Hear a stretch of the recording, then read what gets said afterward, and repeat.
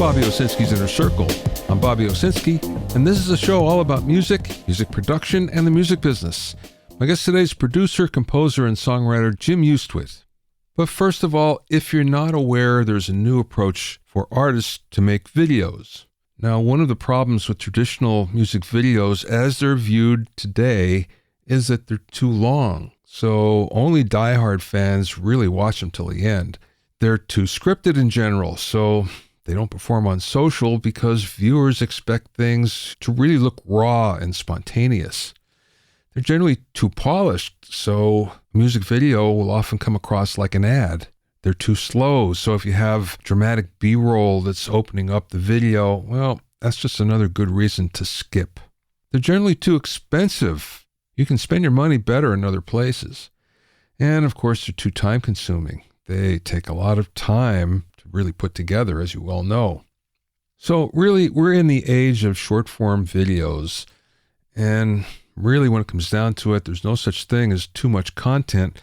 And that's a problem for a lot of artists because they would rather create music rather than create content. But that being said, frequent video output really does matter. It's important for artist discovery, and that happens a lot on TikTok and Reels. The other thing is some platforms' algorithms are different, and they actually reward creators who really have a lot of content and have a constant output of content. It's the law of averages. The more good stuff you post, the better your chances of something going viral. And fans have grown to expect constant output, constant content, and that's usually with short videos. So, that being said, if we look at videos in general, music videos that artists do, authentic has replaced perfect, and short has replaced long, and instant social consumption has replaced video archiving, like on YouTube. Now, that doesn't mean that longer videos are obsolete. In fact, lyric videos on YouTube often do better than big production music videos that artists like to do. AI-generated music videos are really easy to do and really cheap. And there are many ways that you can do it. There are many services online that will do this for you, and they look pretty good. And here's the thing. If you have longer video content, you can repurpose it. You can repurpose it into short Instagram posts or Instagram stories that have text or lyrics overlaid, or TikTok clips, or loose for Spotify's Canvas feature. There's a lot of different ways where both short and long content can be utilized. But the whole trend here is short videos actually do a lot better than long, big production videos. So you're better off to spend your time on the short ones that are easy and not concentrate so much on the long ones. And if you do, there are ways to actually stay away from the big production and still get what you need.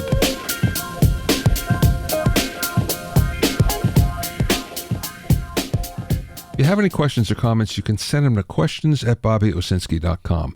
Also, I'm pleased to announce that the 5th edition of my Mixing Engineer's Handbook is now available. It's totally updated and includes new sections on mixing and immersive audio, self-mastering, new mixer interviews, and much more. Get your copy at a special discounted rate at bobbyowsinski.com/handbook. That's bobbyowsinski.com/handbook. You can also find it on Amazon and Apple Books.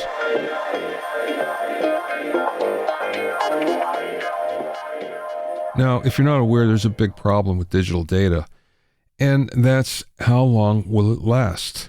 Artists, musicians, bands that have recorded on old digital formats know how difficult it is to get that material off.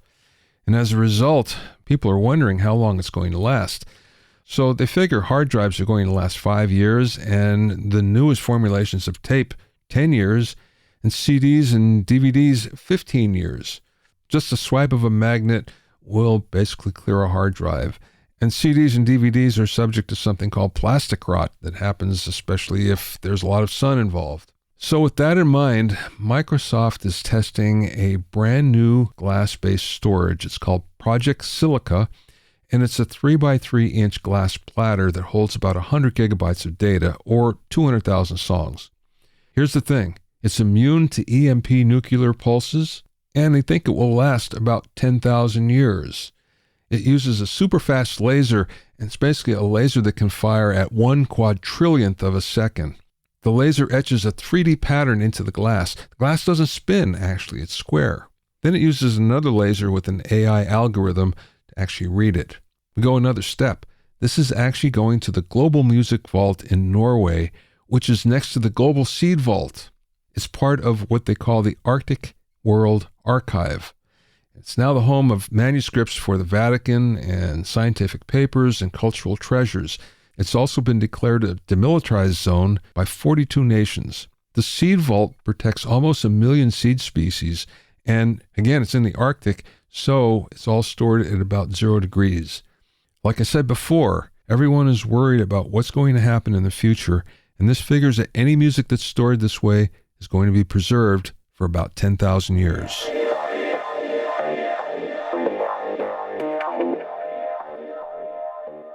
My guest this week is Jim Hustwitt, who quit his marketing job in 2011 to work as a music producer and composer. Since then, Jim has produced music for Universal, EMI, BMG WestOne, and NinjaTune, and has been commissioned to write music for the BBC, Sky One, and Channel 4. He's also walked the boards of the National Theatre and London's West End. During the interview, we talked about shifting from being a singer-songwriter to a composer, the approach to writing trailer music, battling the temp score, how many composers get fired and no one ever hears about it, and much more. I spoke with Jim via Zoom from a studio in the UK.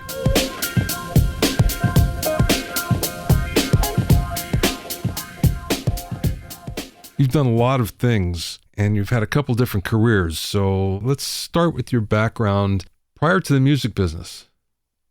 Prior to the music business, well, so I left university or college and became an investment banker, mainly because that's what I'd had some experience in as part of my degree, but quickly kind of realized that it wasn't my bag. It wasn't what I was into. From that, I kind of moved into marketing, which kind of had a creative outlet to it, specifically for anyone old enough or sufficiently de-traumatized enough to remember the Crazy Frog. I joined the company that was responsible for getting that to number one, certainly in the UK charts. I don't think it charted in the US. Well, maybe it did chart in the US. I don't know. But yeah, so I was involved with the team that got that to number one, and at the same time, simultaneously sort of doing the singer-songwriter thing, but just as a hobby. But it got to a point whereby, you know what it's like making an album, and if you're sort of picking at it a little bit here, a little bit there, it takes forever. It's, making an album is a big deal. It's a big process. So I decided to sort of go, right, okay, I'm going to pack everything in, finish my album. I saved up enough money to sort of last for a whole year. And, best case scenario, at the end of that year, maybe things are working as a musician and I don't have to go back to working the 9 to 5. Worst case scenario, have an amazing year, finish my album, make music every day, all day, every day, and then go back. And never went back. I didn't end up making ends meet in that year, but I decided that I had to make a go of it. So I started working in a pub at night so that I could compose during the day. This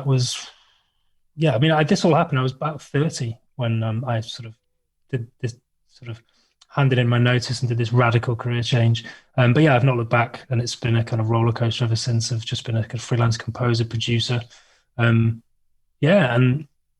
I suppose refining what it is I do. I was listening to one of your podcasts about, your sort of backstory of the sort of like, working in studios, working in production, and you also started off playing in a band. And I think it's that similar journeys that you start doing music, and you have to try something to know whether or not it's right for you. And I was doing this singer-songwriter thing, and for me, it was never about getting on stage. I wanted to be in the engine room. I wanted to be the writing, the recording, but I had to go through that to get learn that. Did you go right into production music then when you took that year off to do your record? When did it kind of dawn on you, oh, maybe that's a good path? Well, I think the thing about being a singer-songwriter is it's art, and there's no commercial need for art per se. People like it, people consume it, but there's no kind of like, nobody's out there so you're going, we need this artist doing this thing right now. Whereas, when you look at production music, there's a need for it. TV media owners, TV companies, editors, the people need music for TV and film.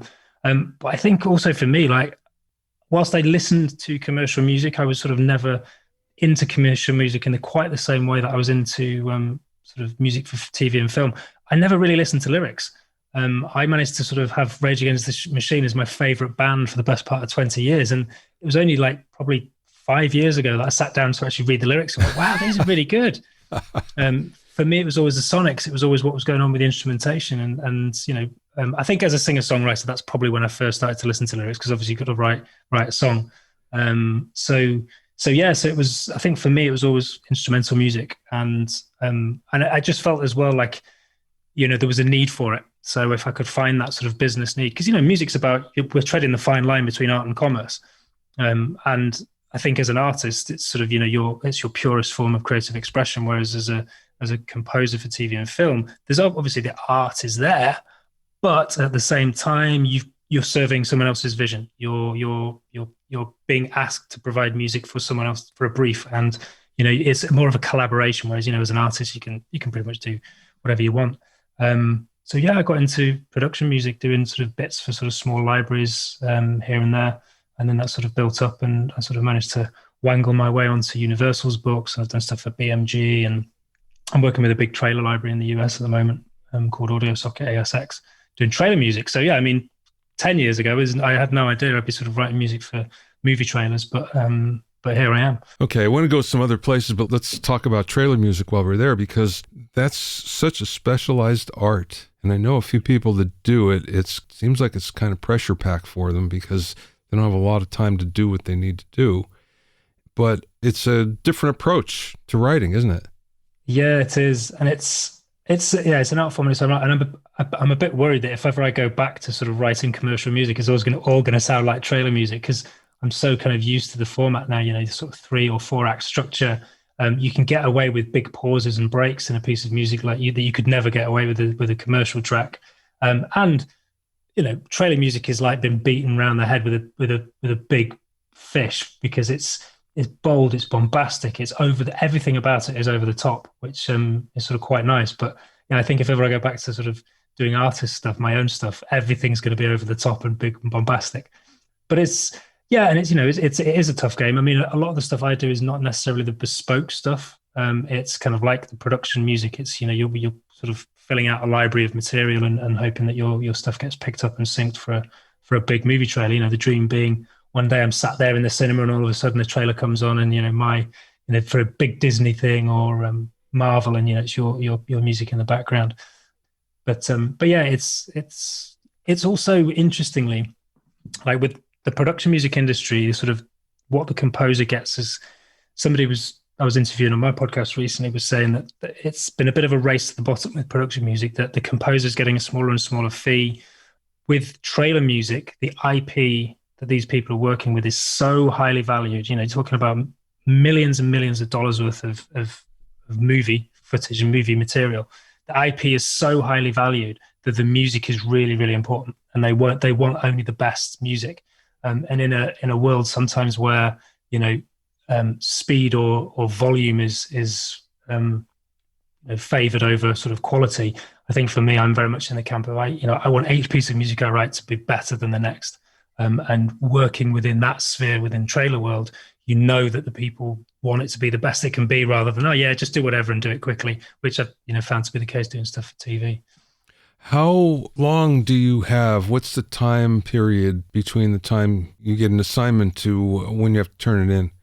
Well, so it's generally, it depends on the sort of the nature. I mean, I'm actually sort of exec producing albums for this company, Audiosocket, and we try to have kind of like a 6 to 8 week lead time from issuing a brief to getting everything mastered, artwork done, and the sort of album shipped out the door. Obviously, depends on people's schedules and what have you. But I think that's something that appeals to me, because I do a lot of ad pitches as well, and I don't like being against the clock. It's that time pressure. It kind of kills me a bit. Whereas with this, having that time period, and I'm someone who likes to get started early. So if I've got 8 weeks to do something, I'll start week 1 and I'll sort of eke it out for 8 weeks. There's other guys in there that will sort of like the 3 days before deadline, they'll start. There's an exaggeration because obviously it's got to go through a process of review and editing. But some people are kind of very last minute. But I'm always early to the party. So you've done a lot of other things as well. You've done theater. Yeah, I've dabbled on the yeah, dabbled in theatre, which was great. You know, I've played in the West End and at the National Theatre in the UK, and primarily as a musician rather than a composer. I've done bits of composing, but it was usually as a sort of as a musician and musical director, which was great. You know, it's amazing to kind of tread the boards, and it's not what's nice as well as a musician, as because this was sort of off the back of my singer-songwriting days, whereas he's a solo singer-songwriter. I mean, I had a band, there was a bass player and drums, but the focus is on me. Whereas when you're on stage with a company of actors, the focus is on them. So it's a bit more like, okay, yeah, nobody really cares about me. But yeah, it's great, and it's nice because you're part of a team. Whereas you'll know that working as a producer in a studio can be quite a solitary pursuit. I mean, if you're working with an artist, there's people coming through the door, but a lot of the magic happens after hours when they've gone, and you have to make what they've done sound amazing, and you're doing that on your own. But yeah, so theatre was good, but it's one of those things like I grew up watching movies. I didn't grow up going to the theatre, and so there's not quite the magic in theatre for me that there is in sort of movies and sort of TV and film. So you've done a lot of television as well. That's not easy to break into. What was your break there? Well, I mean, I think my TV stuff has been more sort of like human interest daytime TV stuff rather than I mean, yes, if you're sort of looking at the top end drama stuff, it is very hard to break into. I think it generally goes through an agent, but I think it's the same as anything, Bobby. It's about relationships, and kind of the older I get, the more I realize that relationships is super important. And a lot of work that I get comes through sort of chance encounters with people, whereby I'm not looking to get anything from them. It's not a networking thing where I'm like, okay, come on, help me out. What are you going to give me? What are you going to do? It's more a case of just having relationships with like-minded people who at some point someone goes, hey, I'm working on this thing. I really need some music. Would you be able to sort of help me out? And with TV, it was a friend from school that knew I sort of made music and sort of said, oh yeah, we've got this series.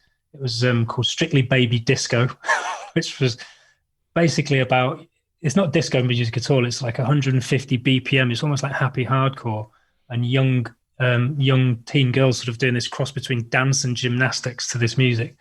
And I got brought on. It was my first ever gig, and they basically paid me, I think I probably worked out about 10 cents per hour that I worked on this, with the proviso that if what I did was shit, they wouldn't use it. So there was no guarantees. So obviously I went above and beyond to sort of try and make this the best it could be. And I did, and it was great.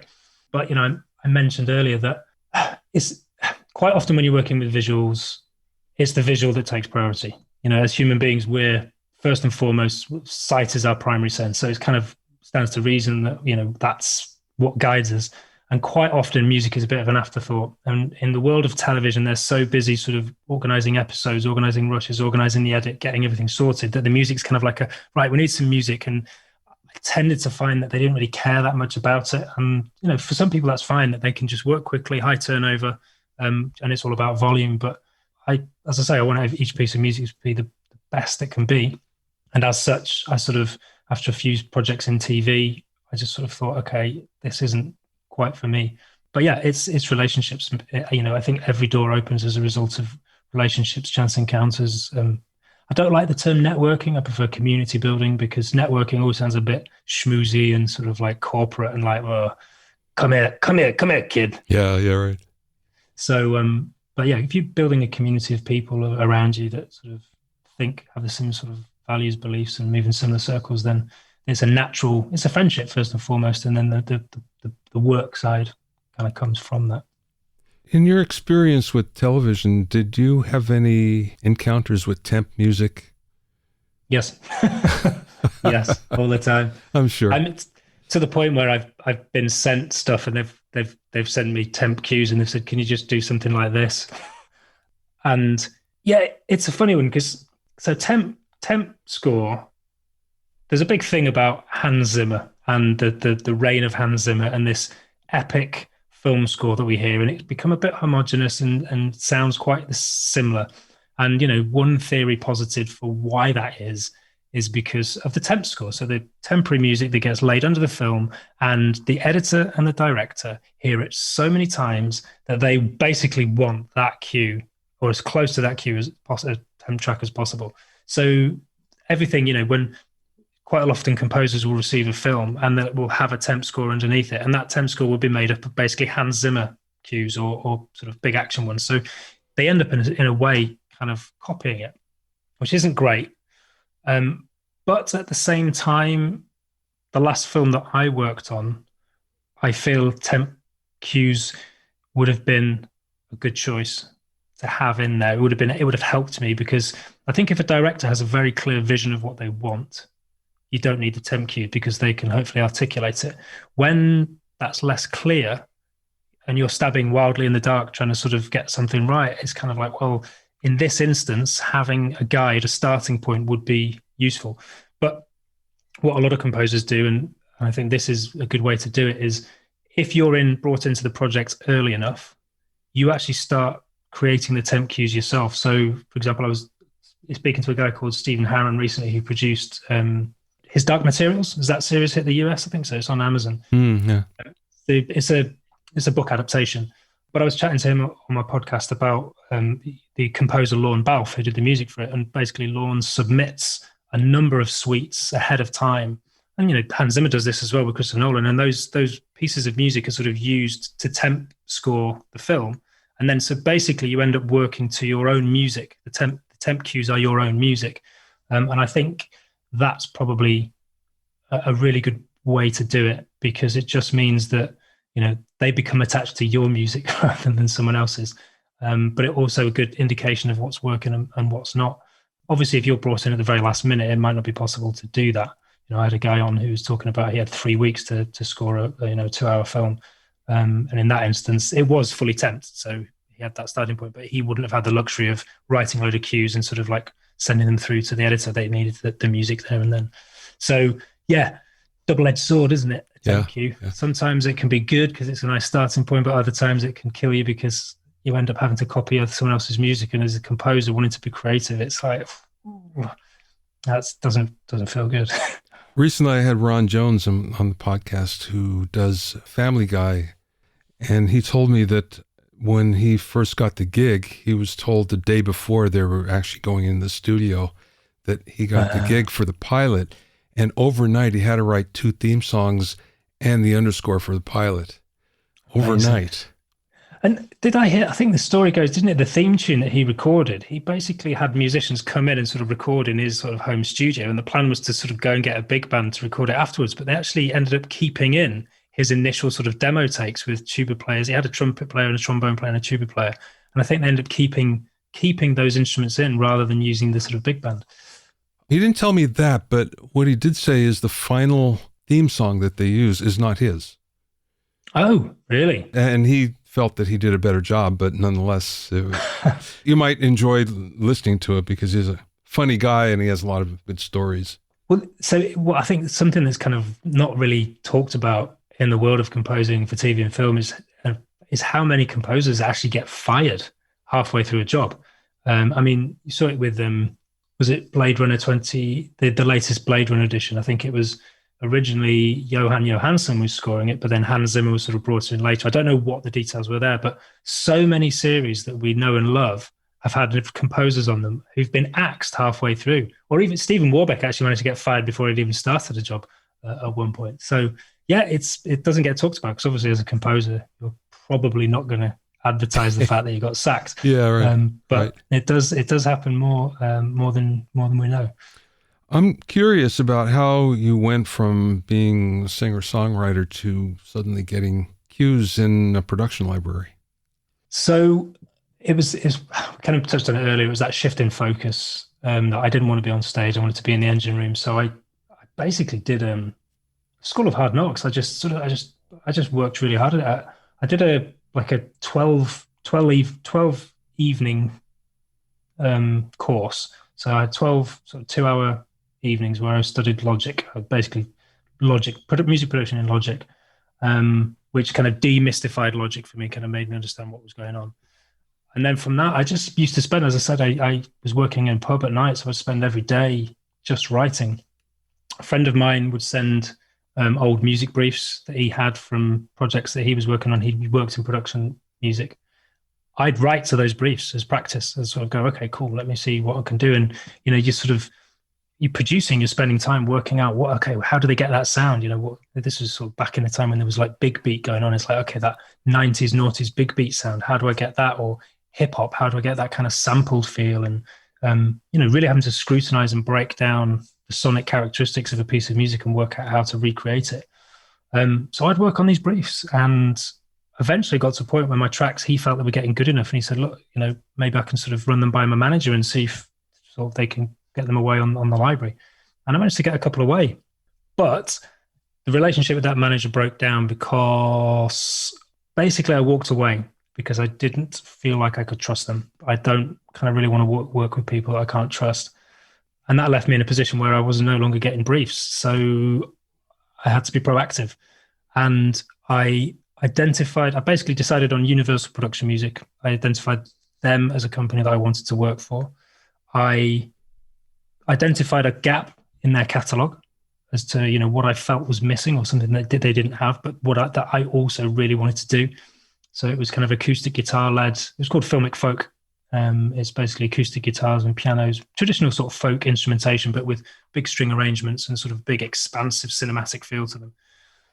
I listened to their catalog. They didn't have anything like that. I was sort of hearing bits of this in TV and film, and I thought I'd love to do some stuff like that. So I wrote 7 tracks, picked the best 3, produced them up. I made sure that it was all real instruments, not relying on MIDI, because I had this epiphany when I was working in a theatre gig, when I had to assemble a super group of musicians together. And like when I just got those guys together in the studio and they were playing, I just had this realization that you can't recreate that with MIDI. You can't recreate that in the box. You can't recreate that on your own, because I'm not as good a bass player as him. I'm not as good a drummer as him.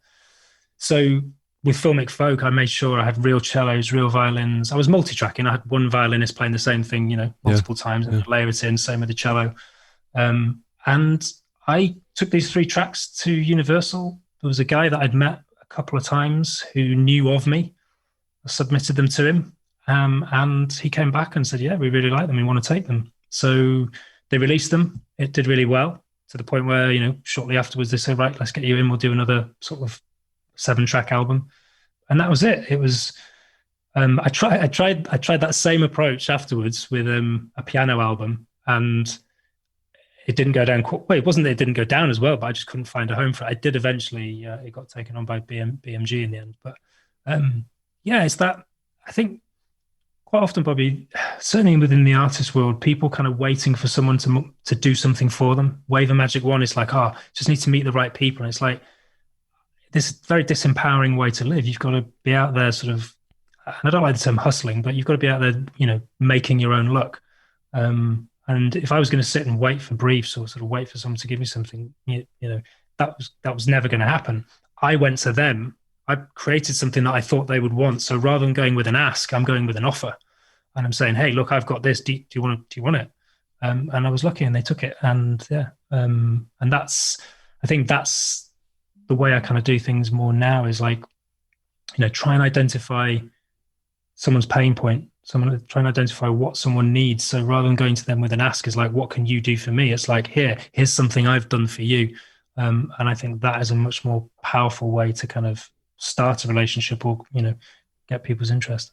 You mentioned before about how you were studying the briefs and you were spending time trying to make everything sound so good. What I've found is that the best producers in general are the ones that do production music, because they're doing it all the time. Whereas a normal music producer will do, how many? 3, 4 projects a year if they're really busy. But if you're doing production music, you're doing it all the time. So you get really good at it. Yeah. I always felt the best producers came from there. Yeah, it's interesting. I mean, I definitely think there's some, I know some great production music sort of producers and composers, and it's funny because they tend, well, I suppose in the record industry, producers don't often get the credit, do they? They're often working the magic behind an artist, and I think similarly. But with production music, certainly the way I used to do things, I was having to work on lots of different genres, and that forces you to sort of like start digging into how do you make hip hop? How do you make metal? How do you sort of, and then once you start to understand those different genres and how what's going on, that's when you can go, oh, well, what if I take this little technique which I picked up right in a hip hop track and bring that into, this orchestral track, which is kind of something I've been working on recently with some of the trailer music. It's like, I mean, it's not new, splicing sort of hip hop beats with orchestral, but I love beats and I love writing for orchestra. So it sort of stands to reason that, marrying up those two and cross-pollinating sort of different production ideas and using them together, hopefully that's when you start to create something a bit new and a bit interesting. And it's good fun as well, isn't it? Keeps you interested. Jim, where did you learn how to write for orchestra? Self-taught, really. I think it's, again, listening. I've read a couple of books and I've watched some sort of tutorials, but you're basically working with harmony with an orchestra. I think piano, I sort of spent a couple of years teaching myself piano because I'm first and foremost a guitarist, and you can't orchestrate on a guitar with the best will in the world, but a piano keyboard. So if you ask me to sit down at a piano and play you a tune, I'm rubbish, but I sit down and write a piece of music. That's my starting point. And you look, it's just harmony. You sort of think, okay, well, I've got all these notes and these different combinations of these notes. And at any one time in an orchestra, it's similarly, the orchestra will be playing a C chord. The difference to playing a C chord on the guitar and with an orchestra is that you can have the traditional notes of a C triad, but then you can also have all these sort of fruity little ninths or 11ths or sixes and sort of different, go beyond 4-part harmony. And I started by just writing for strings. So it's like the old adage that if you restrict your palette, if you start trying to write for orchestra, there's so many instruments, you're like, oh, I just don't know where to start. Whereas actually break it down and go, okay, well, I've got a cello, a viola, and 2 violins, 4-part harmony. How do I do this? And then just start experimenting with that. And then essentially when you to put that to an orchestra, quite often the double basses are doing the same as the cellos. The low brass is always going to be playing the root note of anything. So they're following the cellos and the double basses. And then thereafter you sort of go, okay, well, my flutes will quite often follow my high violins. My trumpets will sort of do the similar sort of thing. And it's just, but as well, to your point, Bobby, I think what's made that possible for me is computing music, because I can't sit down with a piece of manuscript paper and a quill and sort of, start writing out scores like Beethoven. I sit down at a keyboard, I play it in, I use a VST, and I use my ears to go, okay, does that work? How is that working? So without technology, I wouldn't be able to do what I do. But technology has kind of opened up this doorway of me being able to sort of take an orchestra out of a box and go, okay, let's play with this and see how it sounds. And over time, hopefully those orchestrations get better and better. I'm not an orchestrator. I wouldn't take someone else's music and orchestrate it, but I tend to orchestrate, my own, because there's orchestrators out there who are incredible at what they do. The score for The Incredibles, Michael Giacchino wrote the score for The Incredibles, and the incredible thing about that score is the orchestration. And you don't hear about, no, I couldn't tell you who the orchestrator was, but God, whoever they are, there's probably multiple ones. They did a phenomenal job. I have a friend that's a film composer, and he was telling me a film that he did, and I said to him, I'm sorry, but I don't remember any of the music from it. And he said, that is the best compliment anyone can ever give to me, because I know I supported the film and whatever I did didn't stick out. And I thought, oh, that's an interesting way to look at it. Yeah, I think most people, if they start to notice the score, it's because something's not right. Although I think, with modern film score, the score is almost becoming an integral part of the sound design and almost part of the characters as well. So like the recent Dune movie, the score is a really important part of that because it adds tension. And I don't know, it's hard because obviously as a composer, I always hear the music. But, for someone who doesn't, it's a bit like an editor. An editor's always going to watch a movie and go, oh, I'd have edited that a bit differently. Yeah, right. But yeah, I think, it's normally people notice it when something isn't quite working. Otherwise, it should just be supporting, everything that's going on. What's your secret sauce? What is the reason why people hire you? Oh, that's a difficult question. I mean, I can think of one just knowing you for the 30 minutes we've been talking, and that's, you seem like you're very easy to get along with, and that's a big hurdle that many people in our business just can't get past. Yeah. It's funny, I was talking about this on a podcast recently that, is it Woody Allen says the three principles to being successful: turn up on time, be nice, do a good job. Maybe I think the relationship part of it is important. And obviously the easier you are to work with, the more people will want to work with you. If it's like pulling teeth, then no one's going to sort of rush back. But honestly, Bobby, I don't know. I really don't know. It's probably something I should ask my clients and then sort of. Yes, but maybe you're better off not knowing. Yeah, maybe. I think I try to always approach everything with a curiosity and a humility. Leave my ego at the door, because I think ego, particularly when you're collaborating with people, ego can be a big problem. And I think if you approach stuff with a curiosity of like, okay, well, how can we make this work? And that's, whether that's why people want to work with me, I don't know. I'd like to think, ultimately I'm combining notes and in different sequences, but there's obviously something there within that's working. And that's kind of like, I suppose, goes to the question of like what makes someone's unique creative voice, and always kind of think that part of our personality shows through in the music that we make. Last question, Jim. What's the best piece of advice that maybe you learned along the way, or maybe somebody imparted to you? Chill out. I think it's that classic thing, and I see this with a lot of the young people that I've sort of worked with, is, you plant a seed expecting to come back and find a tree the following day. But it doesn't work like that. That it takes time, and, it's a cliche, but it's about, enjoying the journey. And if at every step of the way you're sort of stressing because you're not where you want to be, and I had this as a singer-songwriter, it's like, I wanted to get signed. And for every day that went by that I wasn't signed, I was unsuccessful and life was shit. But actually, it's meant to be about the going out and the gigging and the playing. That's the fun bit. Because if you get signed, you're going to have to do even more of that. So if you don't enjoy that, what's the point in getting signed? So chill out and don't treat time as a means to an end. Time is, it's about being present in the moment and enjoying what you're doing rather than constantly. I've spent much of my life just trying to move on to the next thing without actually enjoying the there and then and do what I was doing at that time. So chill.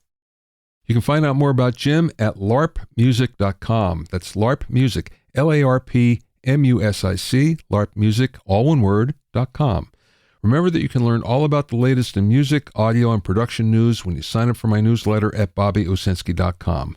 There you'll also find out about openings for my latest online classes and special events. That's bobbyowsinski.com. Thanks for listening and being in my inner circle. Remember, if you have any questions or comments, you can send them to questions@bobbyowsinski.com. To listen to episodes of Bobby Owsinski's Inner Circle, go to bobbyowsinski.com and select the podcast tab, or go to bobbyoinnercircle.com, where you can find an Apple Podcasts, Amazon Music, Stitcher, Mixcloud, Google Podcasts, Spotify, Deezer, TuneIn Radio, Radio Public, and Podbean. At bobbyowsinski.com and bobbyoinnercircle.com, you'll also find a sign-up form for my newsletter and for alerts for new podcasts. This is Bobby Owsinski. I will see you next time.